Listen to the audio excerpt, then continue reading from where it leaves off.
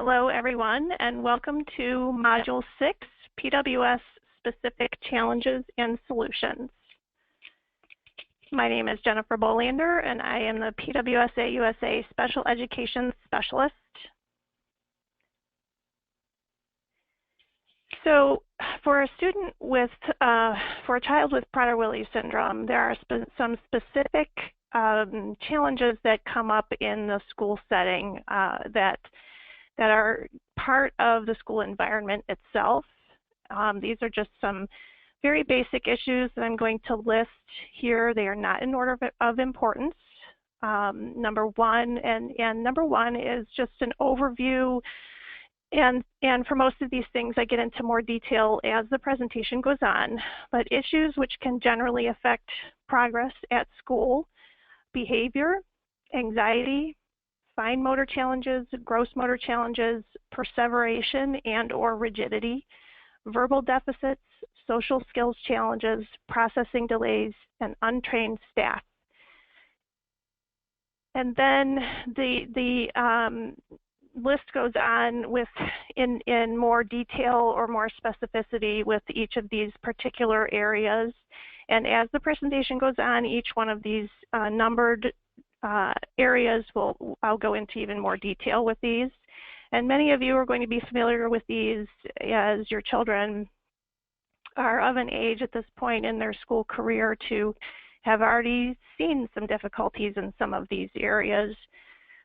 Structure, consistency, routine, positive, consistent behavioral plan, food secure environment, staff training, knowledge, interest, communication with the student, communication among parents and the IEP team, transitions, supervision, substitutes and staff changes, discipline and the school code of conduct, behavior issues, transportation, general health issues, purpose of school, instructional needs, and curriculum adjustments and placement choices. And as I said, some of you will have more familiarity with some of these areas because your child has already had difficulties in these areas, or these have already been topics of discussion for you and your IEP team at your child's school. And some of these will be new areas that maybe you haven't thought of before or haven't seemed to be an area of concern. And in that case, it will certainly help in listening to this presentation to give you a heads up onto what some potential areas of concern might be, or something that maybe you need to look at more closely. And then you'll see also, as the presentation goes on, these areas are all cross-referenced, and I'll point that out again when we get to that particular slide. But keep in mind as we go on, all of the items on the list that I just went over will overlap. And of course, all of our children with PWS are different. They have more, some will struggle more in one area than they do in another. Some kids don't struggle with things that many other kids seem to, and vice versa. So it just really depends. All of our kids are different. There are some basic concerns that seem to happen across the whole community, and then there's some things that seem to vary from child to child. Another important detail to keep in mind as you get into the education process with your child is that this is a long-term relationship that you are beginning with your school district. You know, unless something major happens and you do change your child's placement at some point, this is you know, however you start interacting with your child's school district when they are very young, that's the beginning of a long-term relationship. It could be your child's school is K through 3 or K through 5 or something like that, and then you're still in the same school district when your child is in middle school and high school. So, you know, as you go on, keep that in mind. You don't have to be best friends with the staff people on your child's IEP team, but you should definitely always keep this long-term relationship in mind and keep things as professional and polite as you possibly can. I know that's challenging at times, but it's always a good goal to have. So to go to number 1 on our list, these issues, just going into further detail with some of these issues which can interfere with progress at school: behavior. And I think this is something that most children with PWS have challenges with in the school environment. Frequent behavior situations, if they're not handled appropriately, they can definitely interfere with the educational progress of your child. One behavior issue is to be expected. School is a stressful environment for our kids for many reasons. But if they start to happen over and over and over again within a very short time span, then the IEP team needs to come together and take a look at the overall school environment, because you've hit kind of a snag, and some further discussion needs to take place. Anxiety. Many of our kids have significant challenges with anxiety, and what I have found as I've worked with many families at this point is that anxiety for our kids is kind of a constant state. They kind of live at an anxiety level of maybe about a 6 or maybe a 7, whereas your typical child might be in an anxiety level of 1 or 2. And the anxiety, what we all have to remember is that it might be food related, and it could also simply be related to the actions of a particular staff person that our student just doesn't interact with very well, or basically it's just overall constant generalized anxiety just because they're reacting to the unstructured nature of life itself. So, anxiety in a school setting, it might be food related and it might not be. So keep that in mind when you're interacting with your IEP teams. Sometimes IEP teams can get really stuck on the food issue, and they feel like, oh, if the environment is food secure, this child shouldn't be anxious anymore. But that's really not the case for our kids. Fine motor challenges. Ultimately, our students are at school to learn, and that learning can take place with or without handwriting, and with or without perfecting coloring skills, or being able to do really intricate craft projects or art projects. Bottom line is, yes, fine motor skills are definitely an area that our kids need to work on, but it shouldn't be the ultimate goal. If handwriting is a problem, look into assistive technology so that they're doing keyboarding to get their schoolwork done. Coloring, is it really the bottom line goal for our kids? No. So, it's something to pay attention to, but it's not something that's a deal breaker. Gross motor challenges, of course, our kids deal with low muscle tone, so that's going to affect not only their movement around the school, but it's going to affect their participation on the playground and in physical education classes. And perseveration or rigidity. Students with PWS, we all know this. They can get stuck on a thought, on an activity. They get stuck on having to follow the directions exactly as given, or follow a schedule exactly as they thought it would be. So it's an area to be aware of as our kids try to function through a school day. And then some further basic areas, verbal deficits. Some of our kids are verbal, mostly verbal, or fully nonverbal. And even if our kids are verbal, they still have a rough time at times trying to find the right words to express themselves. So it's something that IEP teams need to be aware of, that it might be something the student needs help with.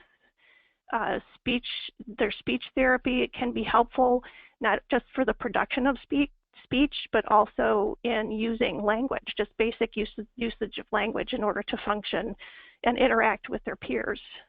Social skills challenges, interacting with other humans is a complex thing, and it's made more complex because the people that are around our kids don't always make sense. Initially they may not always make sense in what they're doing or saying. So social skills are something that our kids need practice with in and outside the classroom. And by practice, I mean over and above just basic interaction with their peers.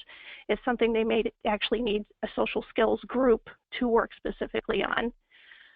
Processing delays. Students with PWS process all information at a delayed speed, maybe 3 to 5 seconds, sometimes more. This is not a hearing problem. It takes some time to hear information, understand information, decide on the correct response and then produce that response. So processing is something that is going to affect their conversation with other people. It's going to affect how well they process directions. It's going to affect how well they learn academic subjects. It's going to affect how they interact with other people. So it's an area to watch. Untrained staff. PWS, as we all know, is a very complex diagnosis. And as parents, we all have many years of experience learning about the syndrome and figuring out best practices and the best ways to do things.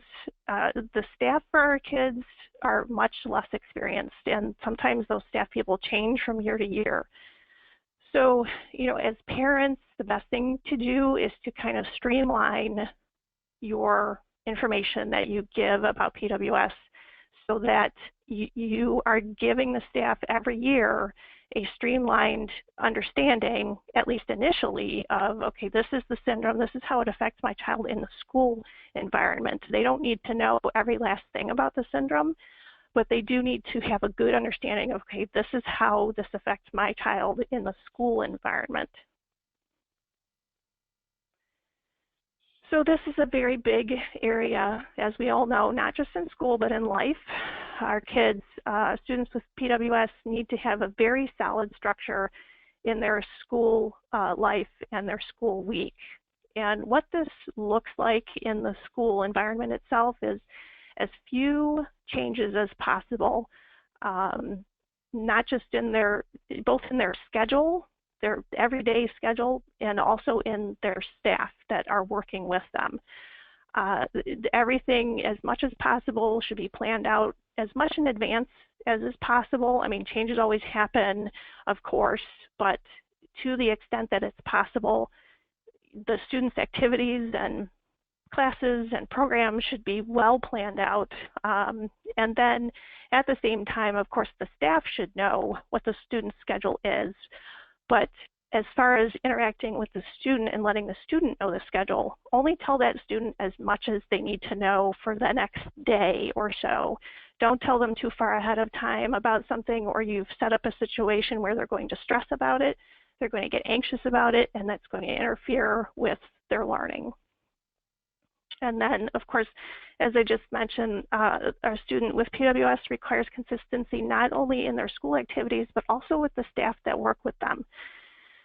So, having to change classes frequently as the student gets older into maybe 4th grade, 5th grade, middle school, at some point, parents and the IEP team may find that that doesn't work very well, because changing classes every hour or every 40 minutes is a lot of transitioning throughout the day, and transitions can be tough for the student with PWS. So at that point in the student's educational years, it sometimes becomes necessary to kind of adjust their schedule so that they're not making that many transitions during the school day. And then any change in staff, if there's going to be a change in staff and everybody knows it's coming, that student needs to be prepped for that change. They need to know, okay, there's going to be a sub on Wednesday, and maybe tell them on Tuesday there's going to be a sub tomorrow, so that your student doesn't walk into their school that Wednesday morning and has a huge anxiety response to the fact that they walked into their classroom and their regular teacher isn't there. If you can tell them a day ahead of time, it might be a good idea to do that.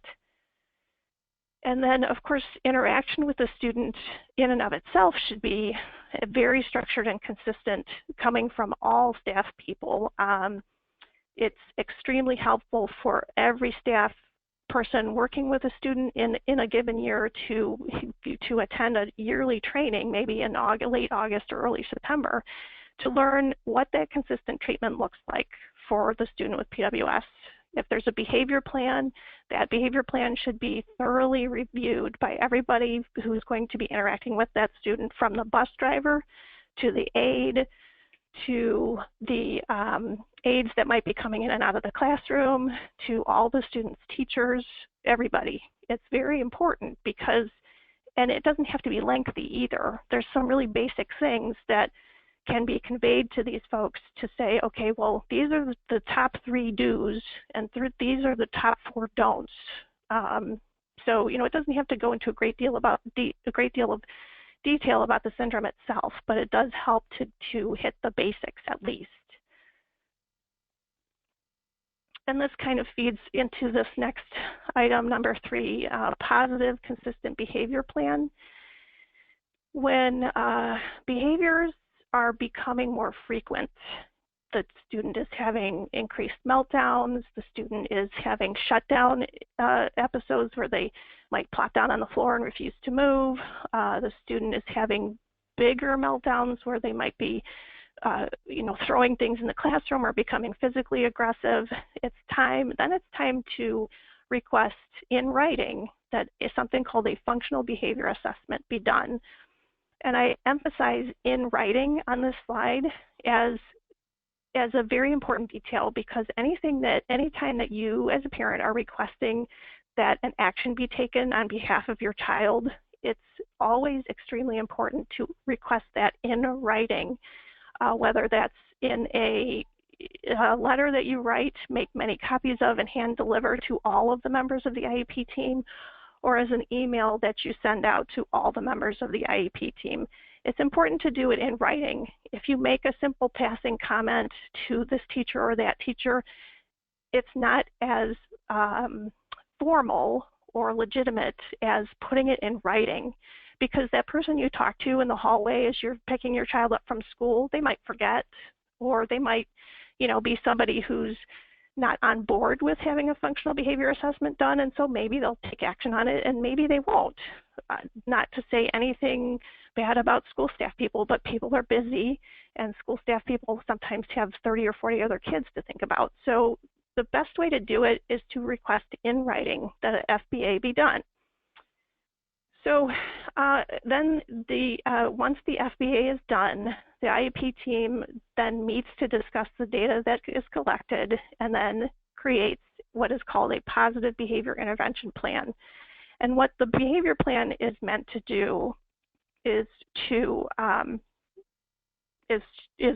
up with a plan, a comprehensive plan that the whole team implements, so that everybody knows which are the non-preferred behaviors, how to address those appropriately when they come up, what the preferred behaviors are, and how to reward those consistently and effectively.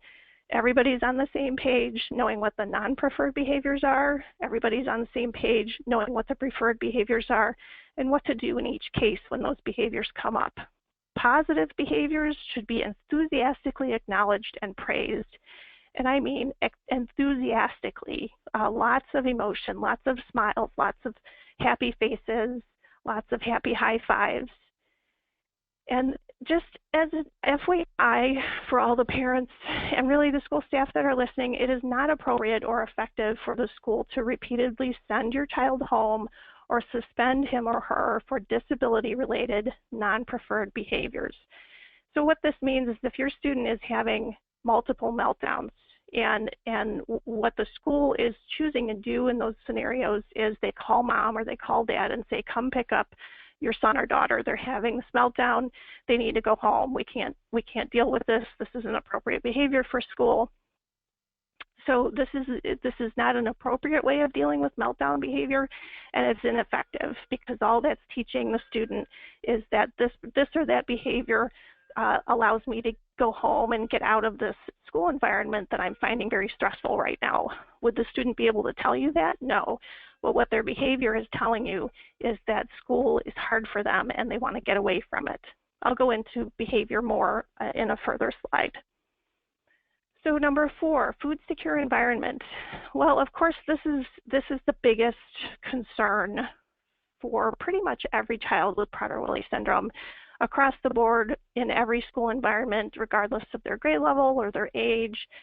The bottom line is that even if a student is not currently a food seeker, the reality is that that student may very well become a food seeker in the school environment because of stress situations and or the fact that they have realized they have opportunity in the school environment to obtain food. So, the situation can change very quickly. In the matter of a week, the situation at school can go from being quite calm to being in a crisis state. So a food secure environment is something that is imperative for parents to begin educating the school staff about from the very beginning. Even if your child is not exhibiting this behavior, it is very important to train the school and educate the school that this is a necessity. Food secure school setting is required for them to be able to learn and to be able to access their free and appropriate public education. It's a disability-based requirement. The student cannot control the message of hunger, so thus there should be no food-based curriculum in any classroom. And then all food should be stored appropriately. The most effective place is outside the classroom entirely, in a locked cabinet or a covered container. Pantries or closets or cupboards that can be locked in the classroom are an option, but I would still say our students still know the food is there. So it's still definitely a distraction for them. They know the food is there, and even if they can also see the lock and they can kind of think, oh, I can't really get into that, they're still thinking about it. And so they're not able to learn. They're not able to concentrate. They're not able to focus. And that anxiety about that food is there, that food that's there, could then very easily turn into a behavior situation because their anxiety ramps up and they don't know how to cope with that anxiety. And so all of a sudden you've got this meltdown situation. Trash cans, which are something that sometimes school staff just don't even think about. The trash cans should have lids, and the lids should be locked if possible, with enough space to still throw things away, of course. But it's something to bring to the school staff's attention that students with PWS will go through trash cans, or in a moment of stress and extreme agitation will head for a trash can and start going through it, partly because they know there's food in there and partly because they have kind of gotten the idea that that's a really shocking behavior and they're wanting to get your attention. So best thing to do, just put a lid on it and put a lock on it. Further food secure information, there should be no food in the classroom, including candy dishes or drink containers for students or staff, and there should be no random treats. This is often something that you actually have to tell the school staff every year, best to put it in writing so that there's proof that you actually told them this. Teachers, I think the general public is just very much in a habit of always having food around. It's nothing to have a little dish of M&Ms or pass out Jolly Ranchers in the classroom as a treat. That's human nature, to kind of show liking for somebody by giving them food. It's a hard habit to break, and so it's something that as parents we have to consistently inform school staff about. Teachers, we also have to remind teachers that they should refrain from rewarding the class with food items, any food items, not even a Jolly Rancher.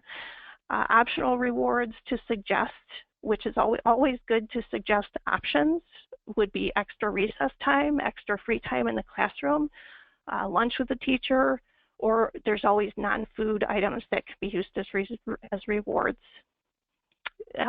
Parents also should definitely bring to the attention of the school staff the fact that birthday and holiday food treats have to be pre-planned, and if it's going to be a consistent classroom activity, especially for holiday parties, the classroom parents should be asked that food brought in should be as healthy as possible. Parents should be notified at least 1 week prior to any unavoidable food situations in the classroom.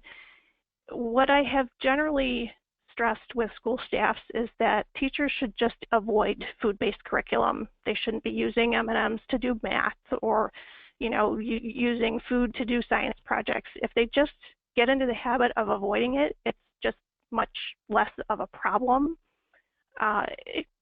Unfortunately, it's still going to happen because teachers forget they're very busy people. And so as parents, we have to very politely but consistently and diplomatically keep reminding teachers every year, even though we feel like a broken record, it's very important. They have a million things to do. Teachers are very busy. They have many kids to think about. So you're doing your part by constantly reminding them.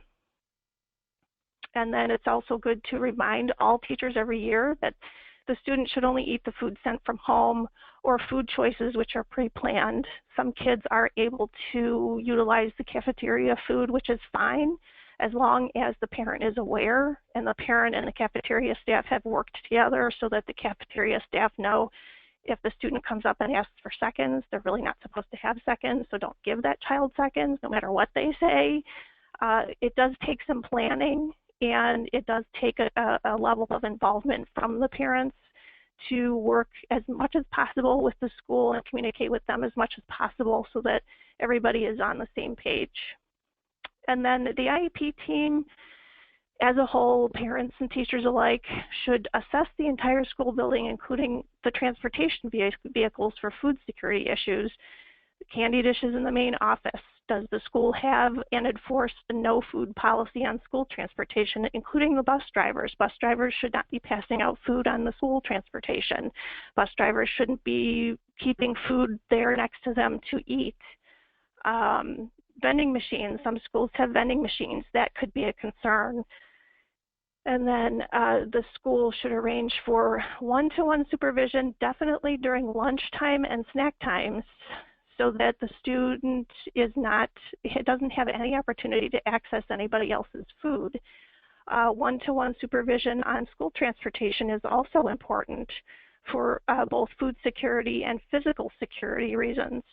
And then one-to-one supervision when the student is walking through the school is also an extremely good idea, because both for food safety reasons and physical security reasons, so that the food, not only the student can't access any food as they're going from place to place, but if your student happens to be a runner where they might take off, then that student definitely needs one-on-one supervision so that they don't run out any of the school doors. School buildings generally have quite a few doors. They cannot be locked from the inside for fire safety reasons. So that's something to keep in mind, that even if your student could walk from place to place on their own, that particular time of day when they are going around the school building is an issue of physical safety for them. We don't really want to find out how far they can get away from the school building. So it's always best to consider, are they supervised when they're going from place to place? Item 5, staff training, knowledge, and interest.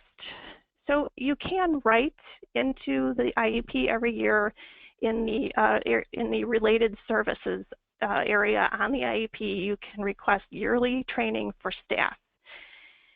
And when you're working with the IEP team on this particular area, again, you want to always emphasize the ways in which PWS affects your child in the school environment. You're not training them on every medical genetic detail of the syndrome. You want to always emphasize, okay, this is what school staff needs training on, as far as, okay, these issues are definitely going to affect my student in the school environment, because really that's what the school staff is mainly concerned about is, okay, what does this mean for the student in the school environment?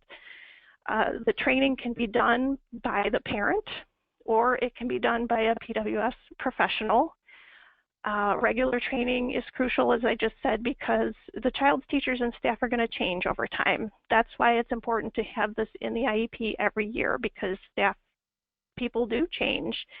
And your child's needs will change as they get older. So something that maybe was a concern in second grade, maybe your child mastered that or isn't having as much difficulty with that area, but some other things have come up. And so you need to make the school staff aware of, okay, this is PWS, this is how it affects my child in the school environment. So, these are some issues we all need to be aware of. And then, of course, PWS as a syndrome is very complex. And just having IEP goals in academic areas like math or reading may not be enough. They may need behavior goals. They may need social skills goals.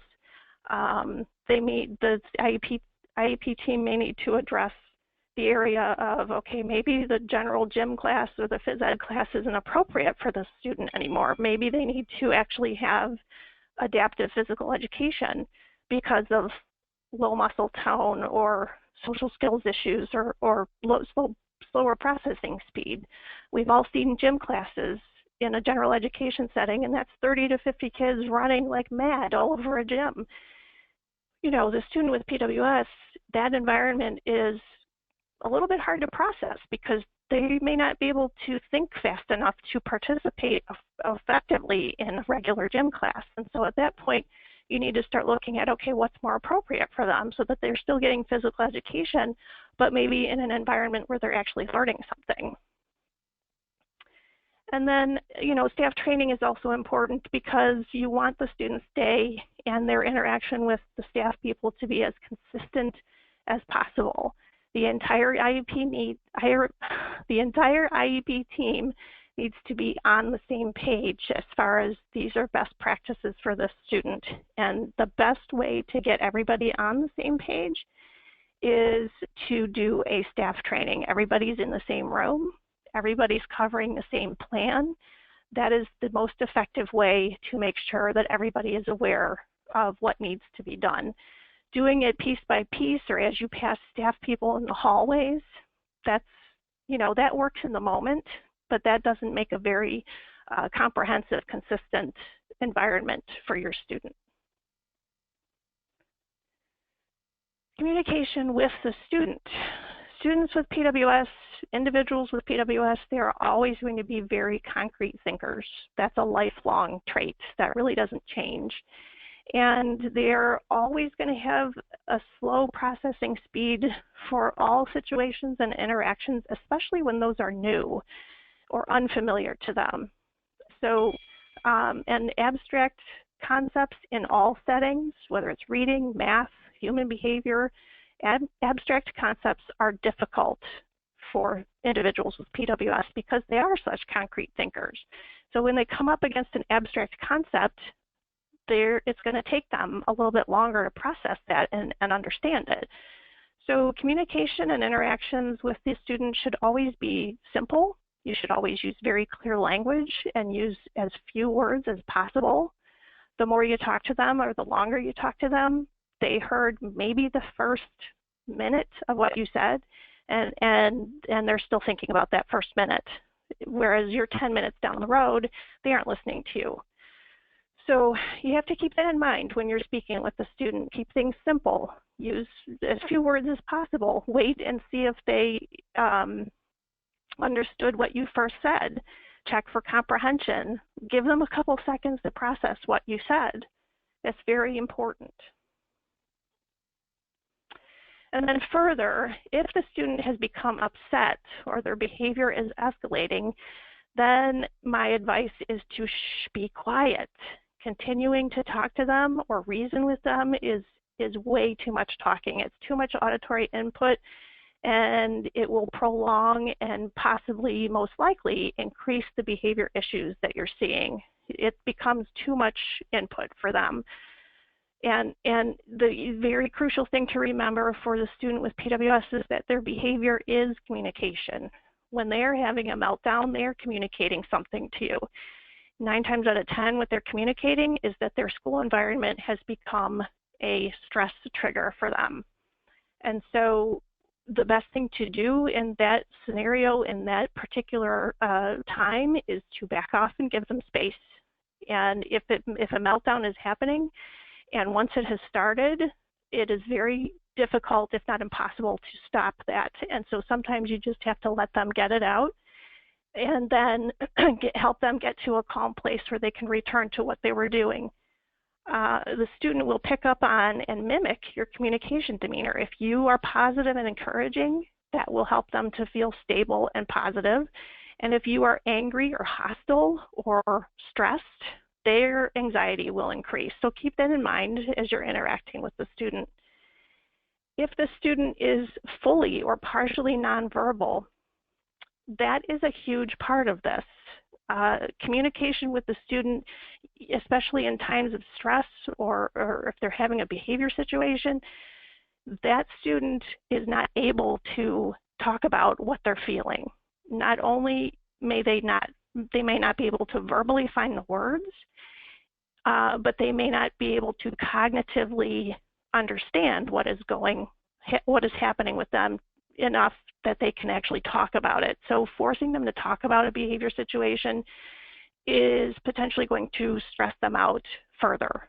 So the best thing to do is for the IEP team to discuss and decide on some coping options for that student, and then brainstorm ways for the student to communicate their feelings, even if it's using a visual picture card with an angry face on it, and they can hold that up for if they're feeling frustrated or angry. And then also teach and practice with that student some coping options. What can they do when they're feeling frustrated or angry? Give them some options that are preferred options. Maybe they can take 10 minutes and go sit on the beanbag in the corner, or they can, if they like to tear paper, they can have a 5-minute paper tearing session, or if they just need to take a walk, they can hold up a little card that shows walking feet, and they can go take a walk up and down the hall. It's very important, and really this is important even if the student is verbal, because even if a student is verbal, like I said, they may not be able to cognitively be able to find the words to explain what they're thinking, especially not in the moment. Maybe later on, as part of social skills training, you can work with them to say, okay, Susie or Danny, what are some things that you can tell me when you're feeling upset or frustrated? But in that moment, the best thing to do is to teach them what's a good couple of ways I can pick from to handle my frustration and my anger. Communication between parents and IEP team members. Parents are equal members on the IEP team. Their input and the level to which they are informed about their child's school environment is just as crucial as whatever the rest of the IEP team members know. So decisions about your child's programs, their services, their supports require the parents' input. The teachers or school staff, it's not appropriate for them to make a decision and then come to you and say, well, we're going to start doing this with your son or daughter. If a change is being proposed, then the best thing to do is to have a full IEP team meeting so that everybody who has any effect on your child or influence on your child has the opportunity to put their input in, and that includes you. And then, parents should always put requests, and I think I touched on this before, you should always put requests for any changes, adjusted services, additional supports, or requests for further assessments in writing to the entire IEP team. And to make that easier, at the beginning of each school year, a parent should write up a list of the names and email addresses of all IEP team members, and then every time that you have a concern, every time that you want to make a request, then you email the entire IEP team. And this may seem overkill, but it's extremely important, because what this does is it keeps every team member informed of what is happening with your child. And this is especially important because there might be something that is a concern in the first part of your student's day, and your student may not react to whatever that situation is until later in the day. Well, the teachers or the staff people in the later part of the day, if they're not being informed about that early day situation, they may be completely mystified as to where this child's behavior is coming from.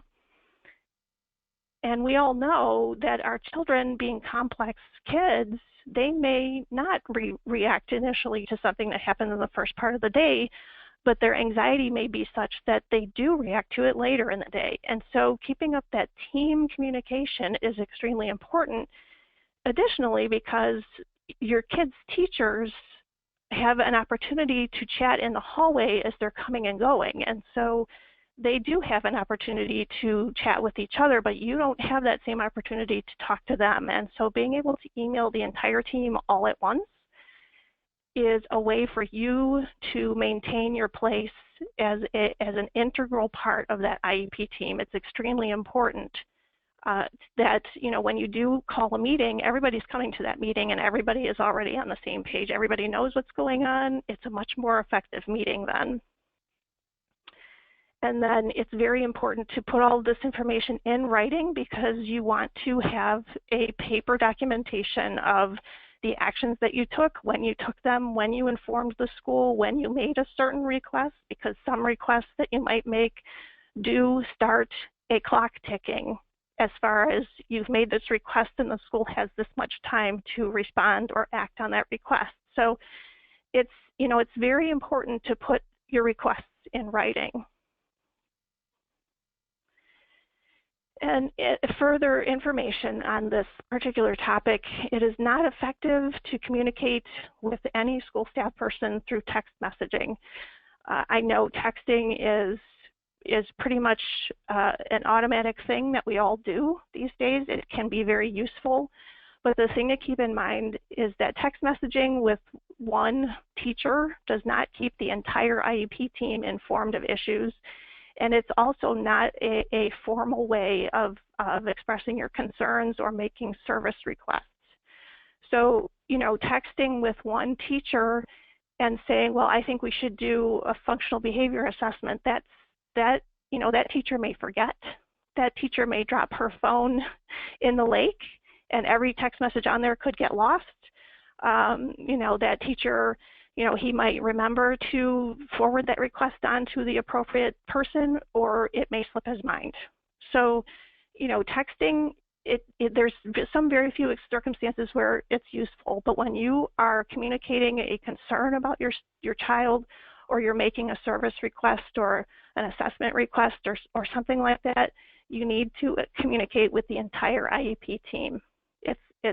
It's the most professional and appropriate way to conduct this method or conduct yourself as a member of the IEP team.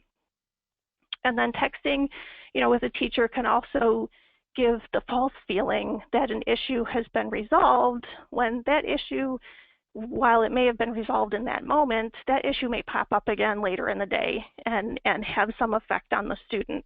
So, you know, texting is a very instant way of conveying information, but it's not a good long-term way to handle your child's educational process.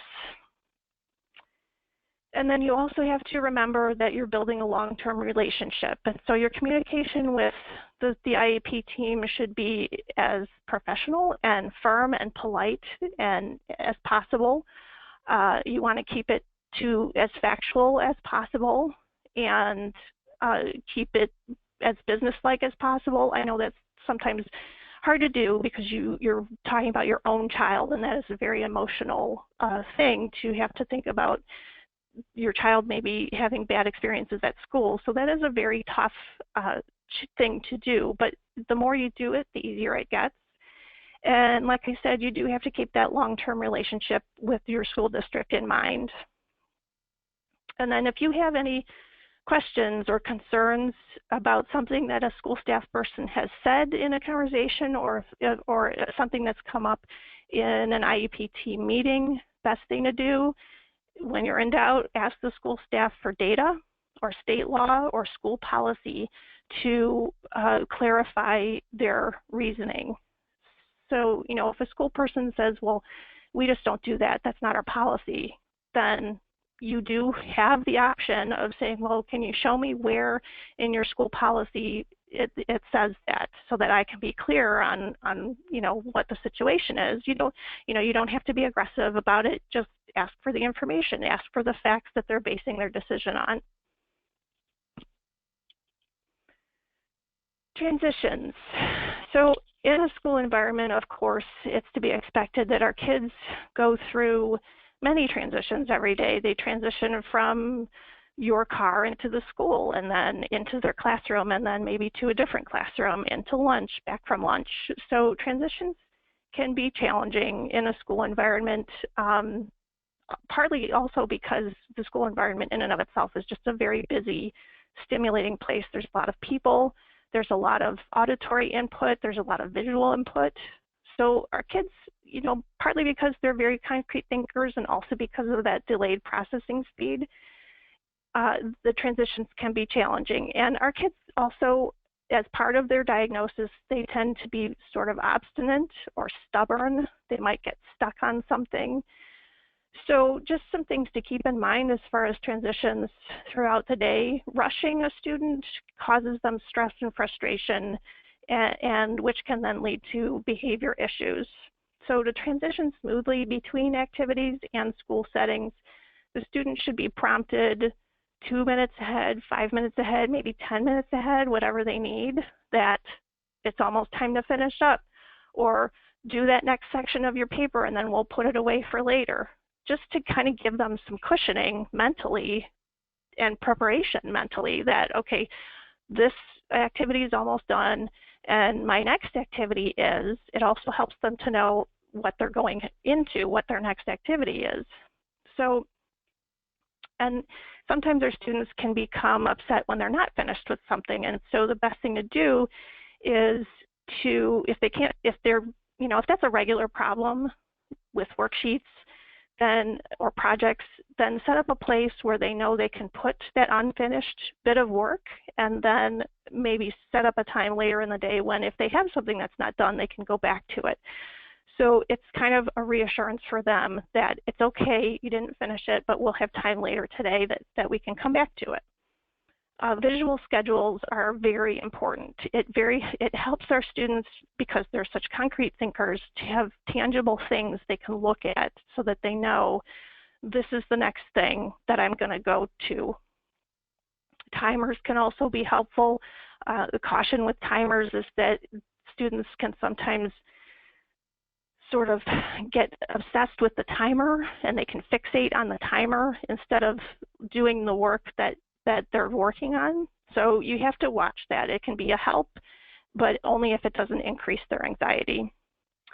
And then if they're transitioning in a very busy classroom or in a very busy building, our kids do like to watch people. They're very social kids, and I think as part of watching people, what they're trying to do is they're trying to process what is happening around them. And so that delayed processing speed, they're watching the kid next to them and not doing their own stuff, and then it's time to change activities. And so our student is still trying to figure out what that child next to them is doing. So this is where one-on-one aid support is extremely helpful, because that one-on-one aid can be there to kind of prompt that student very gently, just, okay, it's time to finish up that paper. Or, if if the aide can see, okay, this child isn't going to have time to finish this, then they start prompting the student, okay, we can put that paper in our special spot and we can come back to it later. So, it's transitioning, helping our students transition is, and helping them, learning how to help them transition well can be a process of seeing what their habits are. Do they get distracted by other students? And if so, that's going to be a factor in, okay, are they able to get their work done in the allotted time? Supervision in the school environment. This is also a big topic, or a big concern very often for students. The thing to keep in mind is that one child with Prader-Willi syndrome in the school environment may need one level of supervision, and another child might need a completely different level of supervision. It's not an automatic thing that every student with Prader-Willi syndrome automatically needs one-on-one aid support as soon as they start kindergarten. Some kids do need that, and some kids do not. Some kids start out not needing it and need it later on. Some kids start out with it, and then some of that support can be faded as the child gets older. So, like so many things with PWS, it varies from child to child. The thing that you want to keep in mind as you go into the IEP sessions is that you always want to clarify the type of supervision and the level of supervision. So there's there are two types of aids really that assist our kids in the school environment. One is an aid and one is a paraprofessional. So an aid is kind of a simpler level of supervision. That aid is not going to be doing any teaching of your child. They may assist with the curriculum that is being presented, but the aid themselves cannot do any teaching. They can't do any curriculum modification or anything like that. So the aid can be useful if what your student needs is one-on-one supervision for physical security, if your student is a runner, and or for food security reasons, obviously, just somebody there to make sure that our student isn't grabbing somebody else's food or going into something or going into trash cans or something like that. A paraprofessional is more qualified to do some teaching of curriculum. So that is a detail to keep in mind as you're asking, if you're asking for one-on-one support. And then the other detail to keep in mind is the level of support. A one-on-one dedicated aid means that child gets the same person all day long, or one-on-one dedicated paraprofessional. One-on-one generalized aid, that aid might help other kids. Paraprofessional might help other kids. Their primary focus is your child, but they also might be helping other kids, and which in some cases can be preferable because we don't really want to have any adult hanging over our child's shoulder to the point where our child is not doing everything for themselves that they could do. So something to keep in mind. And then the other variety of level of supervision is proximal, visual, or arm's length. And I believe I go into that on the next slide. Whoops. Let me go back here. And then, as I said, always document the type and level of supervision in the IEP. You want to make that very clear on the IEP because the IEP is a legal document. If it's on the IEP, it's something that the school staff must do. So you want to be very specific in what you're asking for in the IEP and make sure that the IEP reflects all of your concerns. So, always document type and level of supervision. You can do that in the related services area of your IEPs or in the accommodations areas. If it's not documented, it may not happen. And then if you look down in the lower right-hand corner of your screen, those numbers in red, as we go through the screen, you'll see those numbers in the brackets. Those numbers, I'm cross-referencing this particular area of item 9 supervision with other areas that are on the list. So as I said at the beginning, a lot of these areas are going to overlap and affect each other. So this area of supervision is going to affect items 2 through 8 and 10 through, whoops, I can't see the number, but they will affect other areas in the presentation and on the list. Types and levels of supervision. So this goes into further detail. One-to-one dedicated paraprofessional support. The same person works one-on-one with your student every day as a paraprofessional. This person can also potentially do curriculum planning if they have a teaching background. If they do not have any teaching license or anything like that, then that may not be true. But this person assists with transitions, schoolwork, behavior plans, food security, social skills practice. And I wanted to also stress real quick here that any aides or paraprofessionals that your student has should be at the IEP meetings. Whichever way you can make that happen, definitely do it, because behavior plans, if they're going to be consistently implemented, then the aide or paraprofessional is a crucial part of how effectively that behavior plan is implemented. Next, type and level of supervision, one-to-one dedicated aid support. The same person is assigned to your child every day, assists with transitions, schoolwork, behavior plan, food security, social skills practice.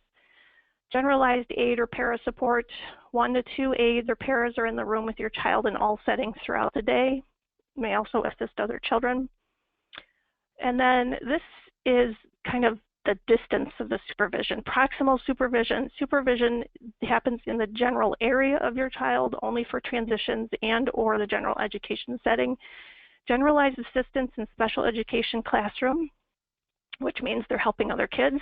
Close enough, this proximal supervision means they are close enough to see a potential meltdown or elopement, but not always close enough to prevent one. Arm's length supervision. This is one-to-one supervision by an adult who is always within an arm's length of your child, close enough to see a change in your child's demeanor and prevent a meltdown, and or prevent your child from running out of the building. This one is especially important as your child is walking around the school. And it's important to think about these particular levels of supervision.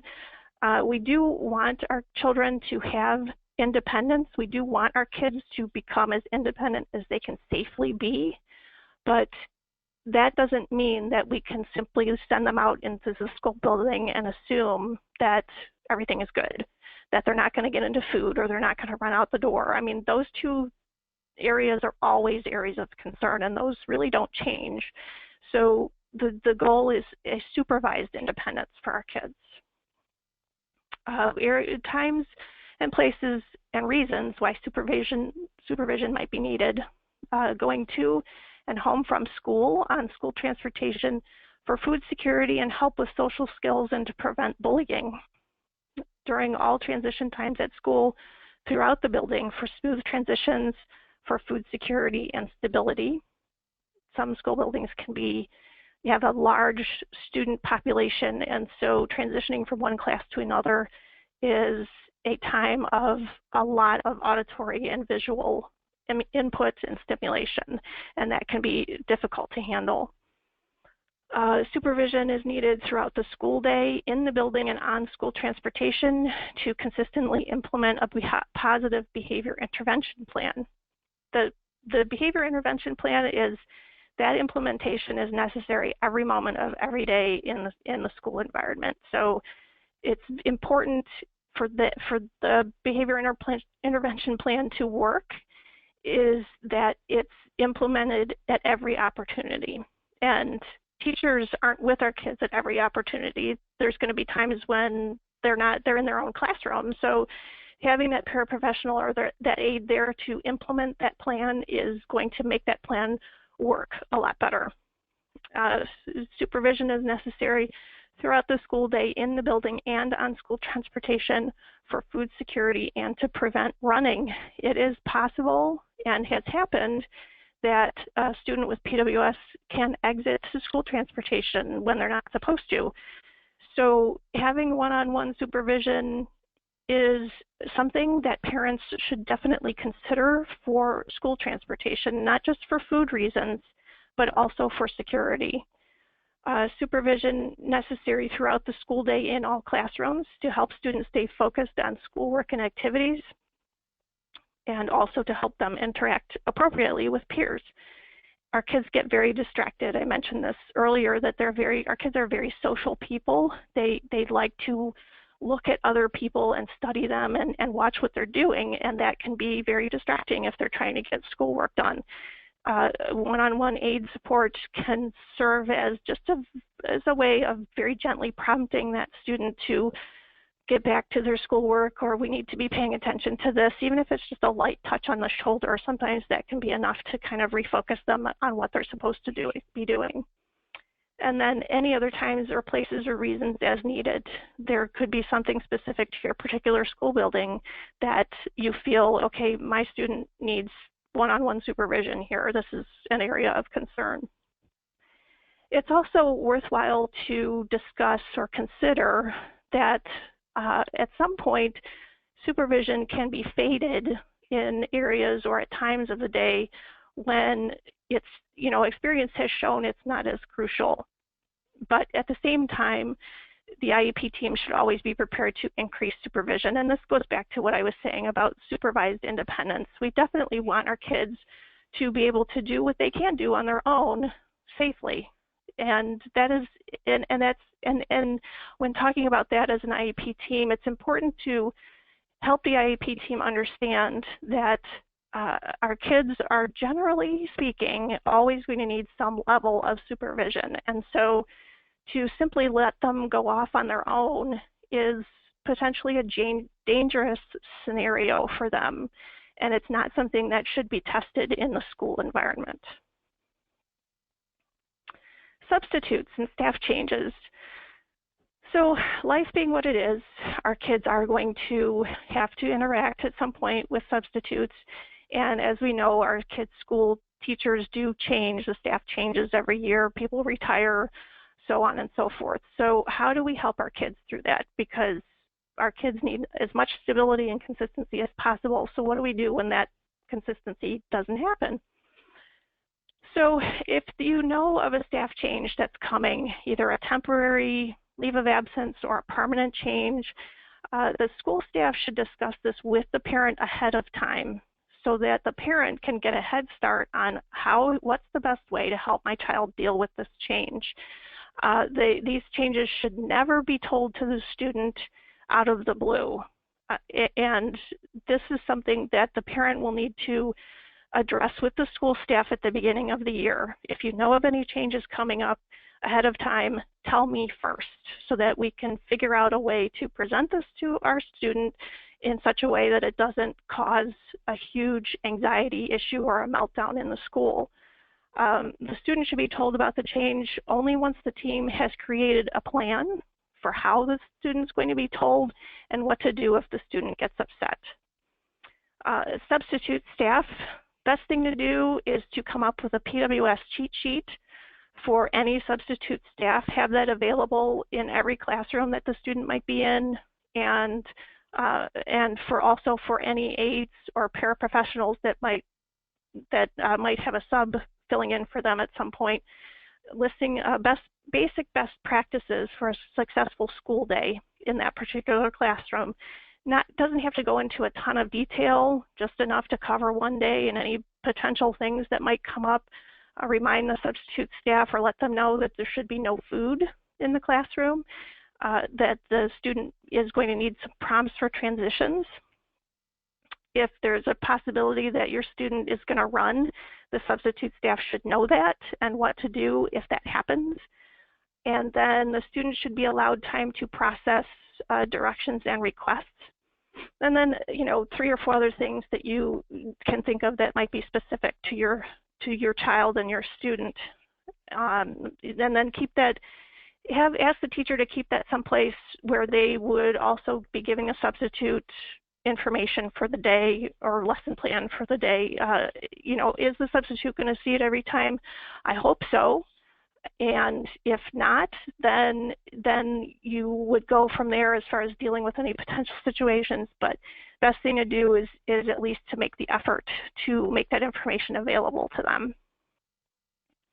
Long-term substitutes should be given even more information, PWS-specific education and behavior information. You could attempt to do a training with a long-term substitute. Their time might be limited, or they might, you might come up against the feeling on their part that they're not going to be there for that long. But it's crucial because every moment with our students in the school environment is crucial to how our kids are able to function in the school environment. And the last thing you want is to have a long-term substitute or even a short-term substitute come into a classroom and plunk a bag of candy down on the desk and keep it there all day, or for their six-week long-term substitute role. So substitutes, it can be a challenge to convey that information. Maybe start with the principal and start with that information, because the principal would be the first person to know if there's going to be a substitute in a classroom. And same thing for one-to-one aid support. All potential substitutes should be introduced to the student, if possible, ahead of time, and should be given the opportunity to at least shadow the lead aide for one day so that the student has at least met them. School code of conduct. Every school will have a school code of conduct, and it's going to be available to the parents either on the school's website, or some schools still hand out a paper copy of the school code of conduct. Most students are asked to read it at the beginning of the year, so it should be readily available, and it goes over the school procedures, rules, and discipline policies. initially, all the students in the school, both typical, quote unquote, and those with special needs, are going to be subject to the same discipline policies. So I strongly advise that at your child's IEP meetings every year, bring up the school code of conduct and the discipline policies and discuss those with the school staff and clarify how those policies affect your child, partly because students with PWS can have aggressive behavior issues which are disability-based but which the school may not understand. This can lead to multiple suspensions because the school is initially treating your child as a typical student. Obviously, students with IEPs are not generally, they're not your typical student, and I use the word typical very loosely, but just to delineate them from a student without an IEP who is fully susceptible to the discipline policies. Our kids function a little bit differently. Their brains are wired differently, and so their behavior is going to be different. The school is already aware of our kids as kids with IEPs. Our job is to help the school staff understand that it's not just an academic reason for the IEP. There are also behavioral and cognitive reasons for the IEP. So there are behavioral and cognitive reasons why our children behave a certain way. And so sometimes there's going to be scenarios where a suspension just isn't appropriate. It's not an appropriate school response to a situation with our child.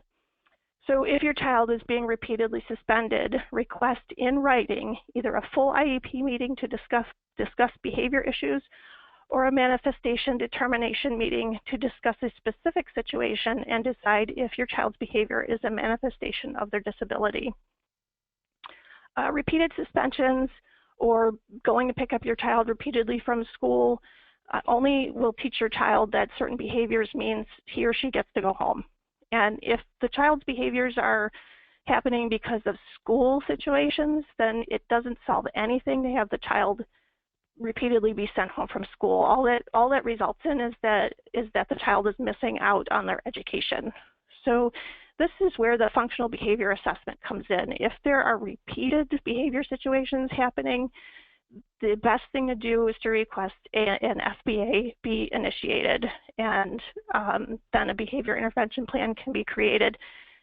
And this is a great way to study your child's behavior in the school environment and find out what their triggers are. Is it a teacher? Is it a specific class? Is it too many transitions in the school day?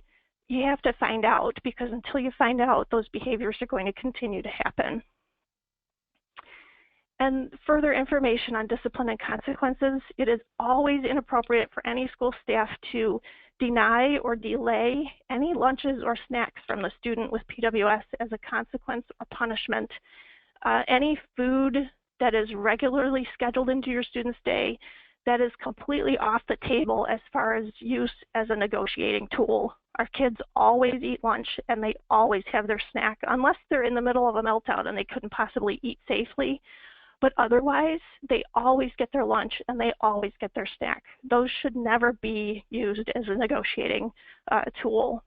So, you know, that's been used, and it's totally, you know, it's been used by some school staff people, and it's just really not appropriate. Given how anxious our children are to start with and how focused they are on food, it's just not appropriate to play around with that at all. And it is also inappropriate for the student to be disciplined for reacting to a trigger situation, which could have been prevented if the staff had been trained in PWS and had they read the IEP PWS information provided. In other words, if the school is consistently putting the student into situations which have been shown to be a behavior trigger for that student, then any ensuing meltdown on the part of that student should not be a source of discipline for that student. If the school is leading the student into a food situation at a time when the student isn't able to have food of their own, and then disciplining the student because the student has a meltdown in that scenario, then that discipline is not appropriate.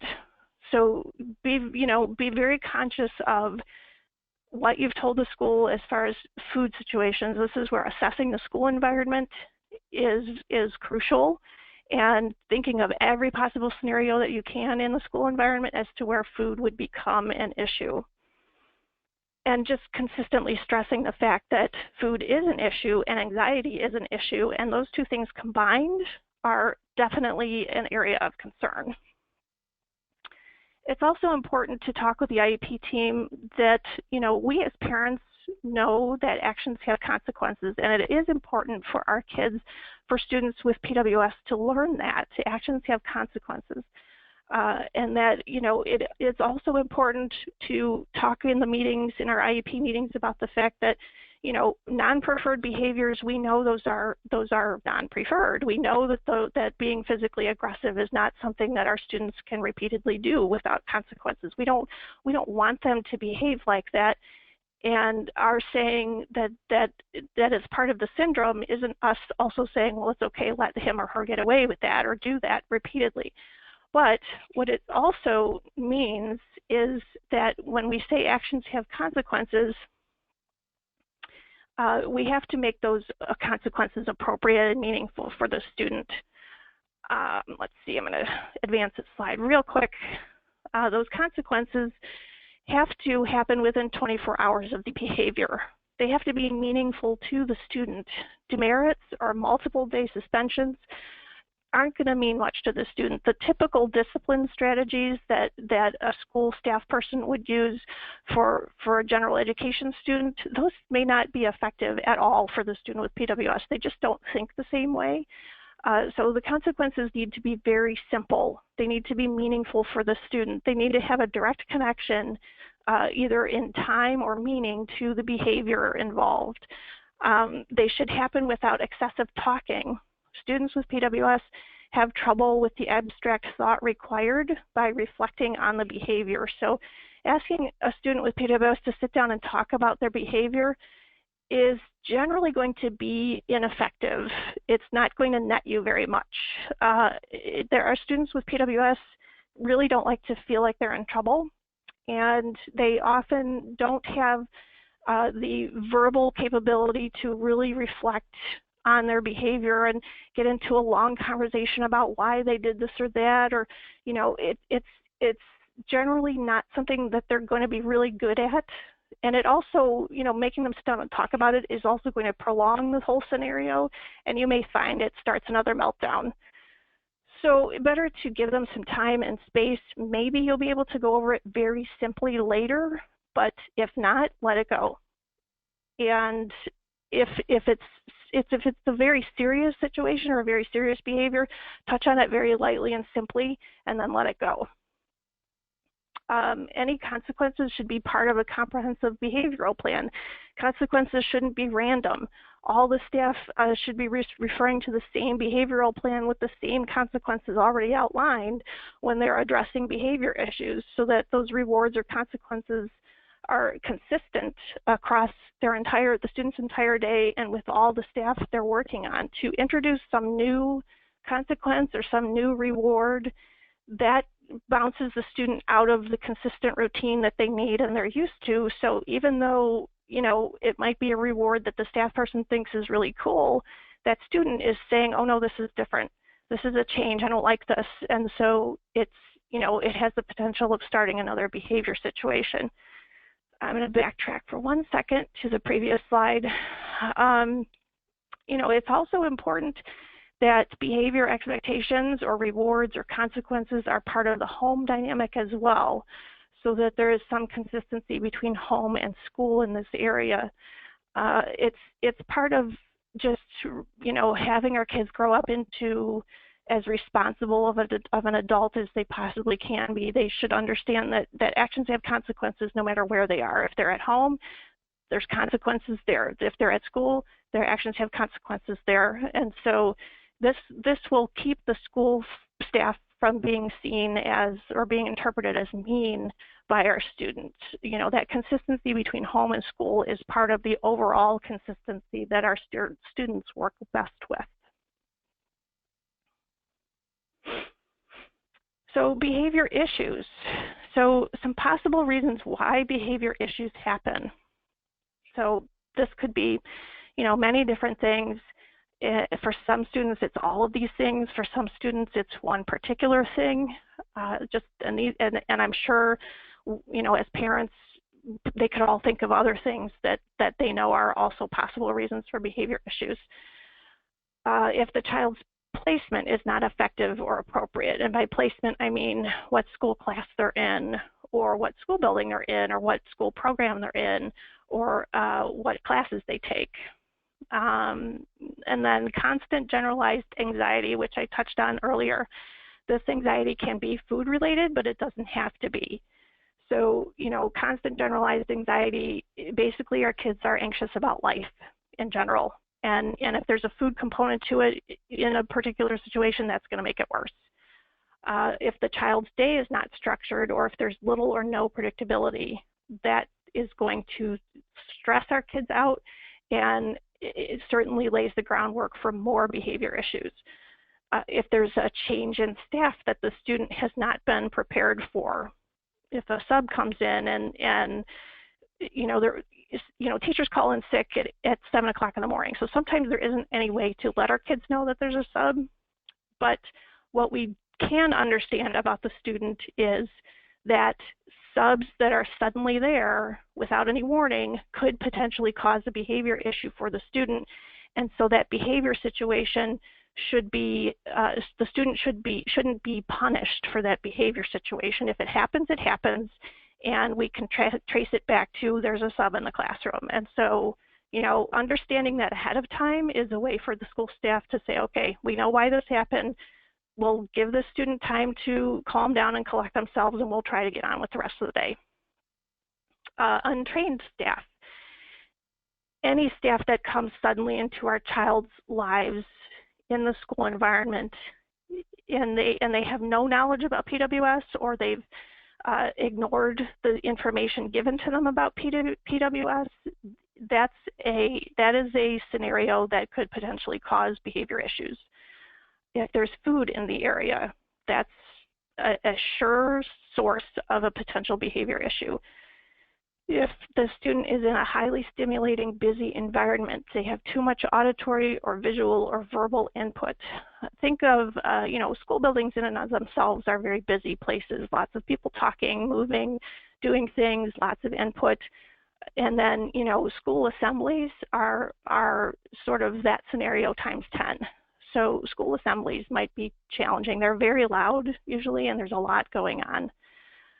If the student has unrealistic academic expectations, or if the subject is too abstract.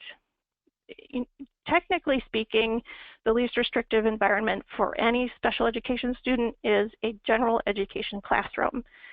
And that placement, that general education classroom, can be successful as long as the student has a lot of one-on-one support and the academic expectations and the homework expectations are adjusted to fit that student's cognitive and academic levels. If the student is in a general education classroom and those accommodations and modifications haven't been made, then that student is going to find that general education classroom extremely stressful. They're going to walk in there knowing that they don't understand what's going on. The pace of teaching is very fast, and with the slowed processing speed, it's hard for our students to learn. So that gen ed classroom might become very stressful for them. If the subject is too abstract, math becomes difficult. Reading comprehension becomes difficult. Science can be difficult. So if you're having behavior issues, look at where the student is when the behavior issues start. If it's in a general education math classroom and it's 4th or 3rd grade math and our student isn't ready for that math yet, it could be the source of the behavior. If the student feels rushed, that could start a behavior issue. And sometimes it's just the school environment in general has become the trigger, which is an unfortunate place to get to because our kids do need an education.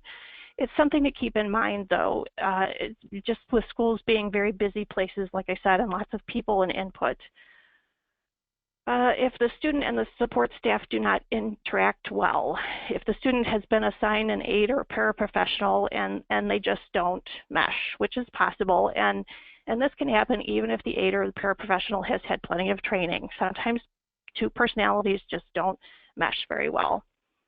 The student is fatigued and or they are ill. Our students do get very tired. Their best time of energy in the school day is at the beginning of the day. Later in the day, their energy is lower. So that's something to keep in mind. If they are becoming ill, they may not be able to tell you they don't feel good, but sometimes it's something to think about. If the behavior plan is not consistently implemented, that lack of consistency will also be potentially a source of behavior issues. And so I've kind of touched on this earlier. It is not appropriate or effective for the school to repeatedly send your child home or suspend him or her in response to multiple or escalating behavior issues. The behavior issues are happening at school, not at home. And sending the child home does not resolve the situation. Repeatedly sending them home, the only thing it's teaching the child is that certain behaviors will mean that they get to go home and they get to get away from the school environment, which is stressful for them. That's really ultimately all they're learning, and then the consequence of that is the school staff may see those behavior issues repeated with the student, and they may get worse. If there have been at least 2 or more behavior incidents at school within maybe 2 to 3 weeks, maybe a month, request in writing to the entire IEP team that a functional behavior assessment be initiated as soon as possible. An FBA, and I've mentioned an FBA a couple times, what it is a formal gathering of behavior data, what behaviors are happening, when and where, what happens with the student afterwards. And this is to find out what the stress triggers are for your student at school. And the FBA is usually done by an objective staff person, like a school psychologist, or if the district has a board-certified behavior analyst, somebody who is not directly involved in a child's daily education, which means that their teacher should not be doing the FBA. Once the data is gathered together, then the entire IEP team should meet to discuss the data and figure out what the function of your child's behavior is, what the child gains or avoids through the behaviors. And then the last step is, as a team, you create a positive behavioral intervention plan. And the plan should be discussed and understood by all the staff and consistently implemented by all staff all day long so that your child's positive behaviors are encouraged and rewarded the same way, and non-preferred behaviors are addressed the same way with the same consequences by all staff. Transportation. Transportation is considered a related service in an IEP. Your child's need for appropriate and safe transportation should be reviewed at every annual IEP meeting because your child's needs may change. You may move to a different spot in the district. And I would have to say that transportation on those big yellow school bus, it may not be the best choice, because those buses are very big. There's a lot of kids on those buses. If that is the choice, then I would then ask for one-on-one supervision on those buses. Transportation covers both transportation to school and home from school, and transportation for field trips or other school activities. Just an FYI, parents, it is not appropriate for the school to say that your child cannot attend a field trip unless you, the parent, attend. You can go on a field trip as your child's aide if you want to, but the school should not assume that or say that your child can't go unless you go. If your child has one-on-one support during the school day, then that one-on-one support goes on field trips. If your child requires one-on-one support to attend a field trip safely, so that they are still with their general education peers and they're still able to access their school activities, then that is a discussion that you need to make sure that you have at IEP team meetings. What happens on field trips? My child needs extra supervision because of physical safety reasons, so on and so forth. Make sure you bring that up at IEP meetings. If your child receives one-on-one support during the school day, that support is also needed on school transportation at all times, for reasons of food security, physical safety if your child might run off the bus, physical safety on field trips if your child might wander, to prevent mistreatment, and to encourage positive behaviors and social skills. Training for transportation staff is also important. Request that there be no eating on school transportation. This includes the driver, all students, and any other adults on the vehicle. And also request that there be no food handed out to the students on the vehicle. Holiday treats, birthday treats, none of that should be handed out on the bus, on the school transportation. Some school districts already have that policy in place. It's the safest thing to do is to bring it up at IEP meetings so that the school staff is made aware that this is an issue for your student in order to access school transportation. This needs to be part of it. General health concerns. So this is a big area, and as I've said about other topics in this presentation, not every child with PWS will experience these issues. Some kids have mild to moderate challenges, some don't have any in these areas. These are just things to keep in mind. Altered pain threshold, any injuries should be investigated, and the school should be informed that pain, our kids might feel pain or they might not feel pain, so they should be alerted to this. Altered temperature regulations. Our kids don't feel heat or cold accurately, so they need to be monitored on the really hot days or the really cold days. If your school is still sending the kids outside for recess, our kids need to be dressed correctly and monitored for hypothermia. Basic body temperature should also be, the school nurse should be informed that our kids don't usually have a 98.6 regular body temperature. So, in terms of having a temperature because of a fever, they may not exhibit that like a typical kid would. Increased food drive or food seeking. This is a constant possibility for every individual. All food should be put away. Students should never be reprimanded or disciplined for food episodes. They are responding to their brain's starvation message, and what they're exhibiting is a basic instinct. Their search for food is their response to their brain saying, "You're hungry, you're hungry, you're hungry." So it's not a discipline issue; it's a cognitive issue. Lowered metabolism. Our metabolism metabolism in an individual with PWS works at half the rate. Which means they gain weight twice as fast, which means a continued need for strict food supervision and food security. Calories are counted by the parent. There's no option for random treats or snacks at school. Osteoporosis, an issue because of hormone abnormalities and dietary restrictions. This plays into a chance of breaks or fractures, which our kids might not feel because of the pain tolerance. So injuries should be assessed with an X-ray. If the parent feels like that is a possibility, this could be worse than this child is exhibiting pain for, go get it checked out. Daytime sleepiness. Individuals with PWS often have sleep apnea, which will affect their sleep levels. They don't get good sleep at night. And they can also just be generally fatigued. So it is possible to ask as an accommodation on the IEP for a short 20 to 30 minute rest period midday. It's just something, they can relax on a beanbag or they can go lay down in the cot in the nurse's office. Just a really quick rest period so they can kind of recharge and have enough energy to get through the rest of the day. Fatigue also affects concentration. It also affects their coping skills in stressful situations, so staff should keep that in mind. Strabismus, this occurs because of low muscle tone in the eye. Students may wear glasses or have a patch to wear. Skin picking and bruising on the skin. Skin picking is more likely to happen when the student is bored or under stress. So if a school staff person is seeing a lot of or increased skin picking, then of course, put Band-Aids on it, deal with it from a hygiene perspective, but also examine the environment from an environment perspective. Is the student picking because they're in a class that's too hard for them, so they're bored? Is the student picking because their environment or that particular scenario is extremely stressful for them, and so they're coping with it by picking? So it's not just a medical issue or a hygiene issue, it's also an environmental issue.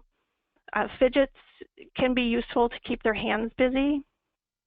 Students can also earn non-food rewards for healed areas or for time spent keeping their hands busy. Individuals with PWS also bruise very easily, even with very slight pressure. So keep that in mind. If you see a bruise on the child's skin or multiple bruises, it could be from anything. They could have just bumped into something simple and they may not even remember it, but they'll have a big bruise there. Behavior, emotional issues. Partly because of the dysfunction of the hypothalamus, individuals with PWS do have a difficult time controlling their emotions and responding appropriately to stress or frustration. So, this goes back to all of the behavior issues. They can have an IEP goal which addresses learning and practicing coping skills to use in response to a basic set of stressors, like when I feel angry, I can do this or this, or just even teaching them to indicate somehow with a pre-agreed upon sign, I am angry, and then you go to, okay, when you're angry, these are some things you can do. And the behavior issues, emotional issues, that has part of a biological basis in the hypothalamus, and it also has a cognitive basis, how well they're able to handle their environment. Stomach and gastrointestinal issues. If a student with PWS vomits during the school day, it could potentially be serious, and so the parents should be contacted. Vomiting can be an indicator that the student is ill, or that there is an intestinal blockage and or extreme constipation, or the student has accessed and eaten a large amount of food. If the student is really not feeling well, they may not be able to tell you why, or they may not be willing or able to tell you that they got into a great amount of food. The school nurse should assess the student's stomach, contact the parents immediately so that the parents can then handle it from there on. Again, students should never be reprimanded or disciplined for food episodes. They are responding to their brain starvation message. Increased sensitivity to medications. Medications don't always process the same way in our kids' bodies as they would for anyone else. So just something to keep in mind. Scoliosis is a common issue in the PWS community. Some kids are casted and some kids are wearing braces. That will affect their ability to move around in the school environment. Dental issues and dry mouth. PWS affects the ability to produce adequate saliva, and so the individual might have a dry mouth and dental issues, or have sticky, dried stuff on the corners of their mouth. They can just use a wipe throughout the day to just kind of get that off of there, and then they could also be encouraged to keep the lips moisturized to prevent picking, because the lips also get dry. Purposes of school. All of these will overlap, and there will be phases during their school years when one of these areas takes precedence over the other. Socialization, learning how to interact appropriately with other people is a big part of school. Self-esteem and appropriate independence. Students with PWS should be coached and encouraged to do as much as they can safely on their own, and I kind of covered this earlier in the supervision area. This includes areas of self-advocacy, self-awareness, and self-monitoring. This builds the child's self-esteem, reinforces the fact that PWS is something they have and not who they are, and it's also important at the same time that they have supervised independence for physical and food safety reasons. Academics. Students with PWS can and do learn. They do make academic progress throughout their school years. At the same time, parents and school staff should understand that the speed of teaching in a gen ed classroom, along with the academic expectations in a general education classroom, often become a source of great stress for the student. Students with PWS learn academic subjects most successfully in a small group setting where more direct help is easily available. Least restrictive environment and inclusion settings are wonderful as long as they do not cause the student extreme frustration. If they get to the point where they're causing extreme frustration, the student probably isn't learning very much. College prep and vocational training. Some individuals with PWS will want and be able to continue their education beyond high school. The parents and school staff should begin discussing future goals with the student's input whenever possible. As soon as the student turns 16 or possibly sooner, future goals do expect the expectations and class choices for the student, especially during the high school years. So it's something that parents and the IEP team do need to think about around the time the student is a freshman or sophomore in high school. Instructional needs and curriculum adjustments. Instructional needs, this goes to the slower processing speed that our kids do experience and the short-term memory challenges.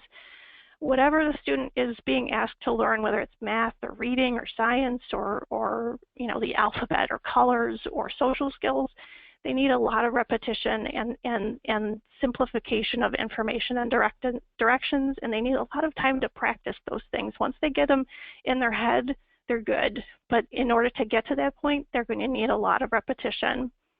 And curriculum adjustments, this kind of speaks to the gen ed setting. Students who are able to function behaviorally in a general education setting will also usually require an adjusted curriculum as well as homework and grade expectations, which do reflect their cognitive abilities and homework tolerance. If a student is able to function as a fourth grader in a fourth grade classroom, that is wonderful. If they have the right support, that's even better. The homework expectations and grade expectations, though, need to reflect that student's cognitive abilities. Where are they at? Are they doing fourth grade math work and understanding it, or are they able to do pieces and parts of the fourth grade math work at their level? Homework tolerance. Homework can be a huge issue.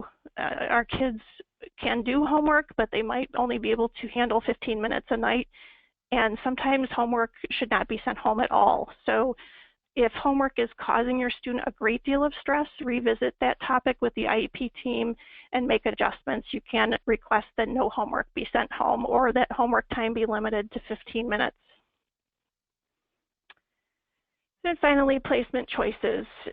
When you first start in the IEP process, there's something called a continuum of placement, and this phrase refers to the general location within the school building or district where your child's education will take place, and the options go from general education, fully independent, all the way through down that list into placement in a residential program, which also has a school.